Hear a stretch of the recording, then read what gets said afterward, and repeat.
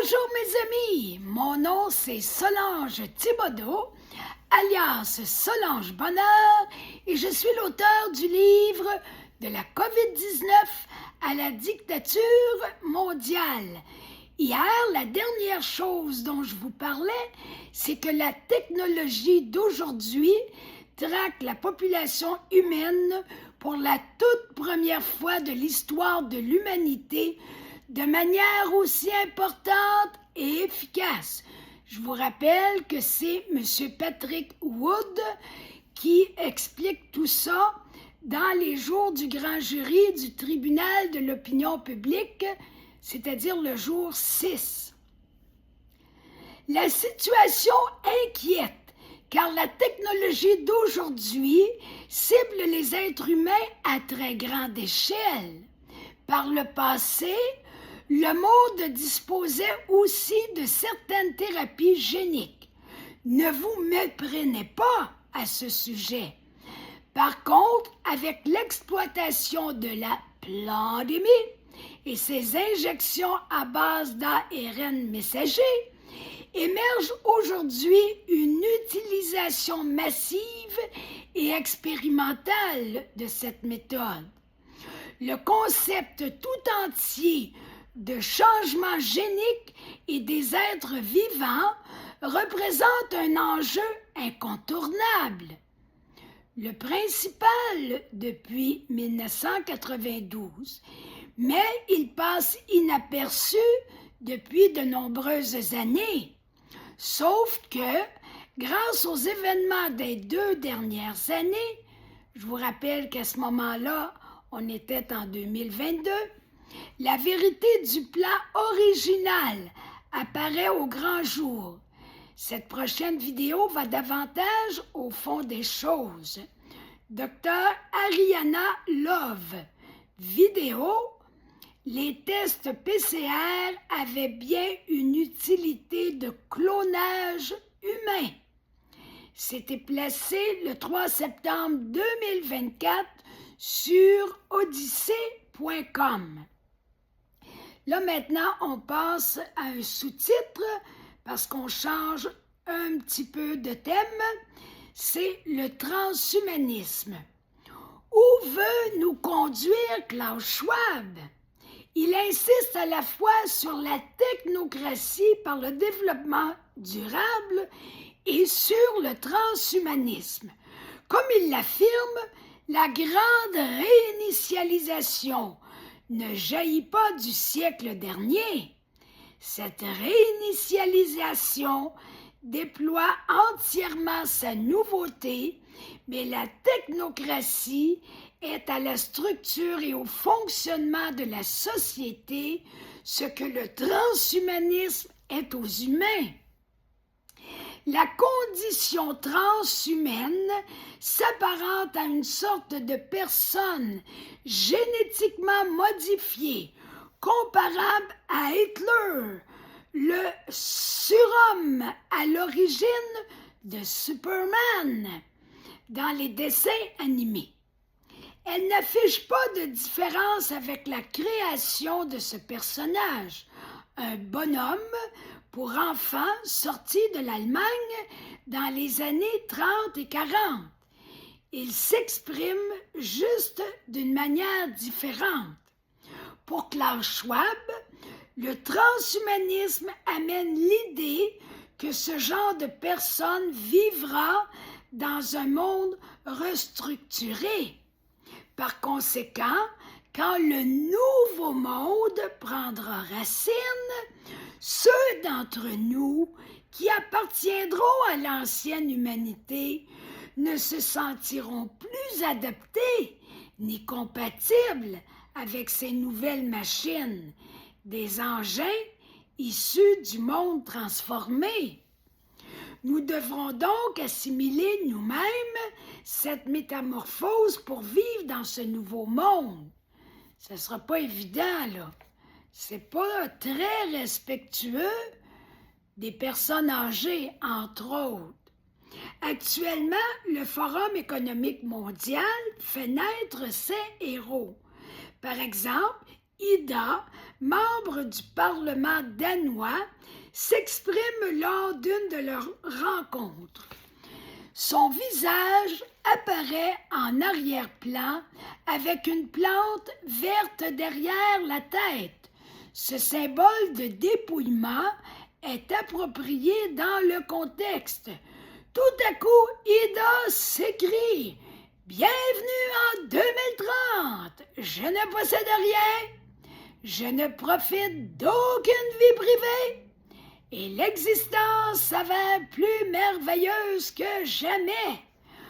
Oh là là! » Un genre de phrase qu'on pourrait entendre en psychiatrie. Rien de moins. Voilà un résumé de toute la vision de Klaus Schwab, des technocrates, de la commission trilatérale et de toute cette élite mondialiste. Leur idée laisse entendre que le monde subira une énorme transformation. Oui, on commence à le comprendre. En tout cas, moi, je l'ai compris. Que les gens ne posséderont plus rien, se voyant dépouillés non seulement de leurs biens matériels, mais aussi de leur vie privée.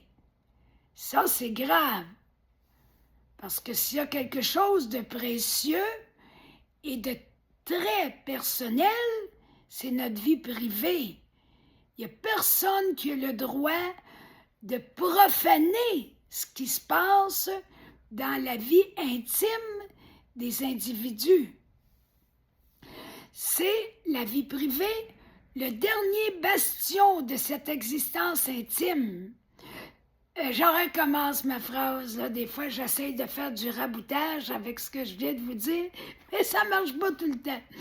Le dernier bastion de cette existence intime se situe dans notre esprit, dans les pensées que nous cultivons.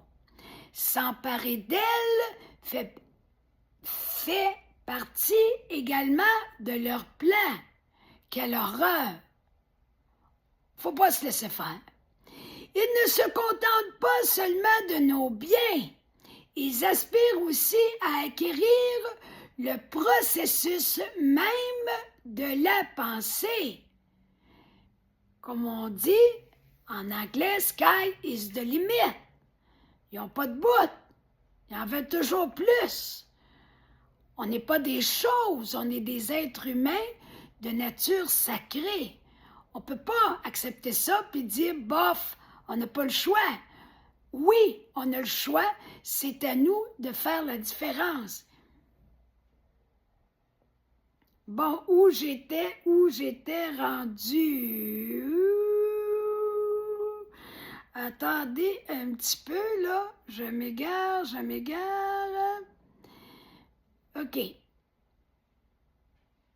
Si Ida croit vraiment que cette vie-là s'avère la meilleure, un vide sidéral règne dans sa jolie petite tête blonde, car elle se révèle incapable de traiter les pensées.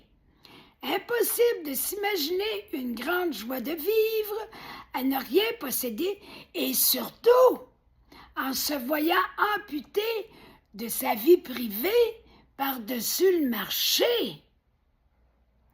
Hormis l'éventualité d'un lavage de cerveau complet qui bousille tout, je ne vois pas comment s'épanouir dans un tel contexte.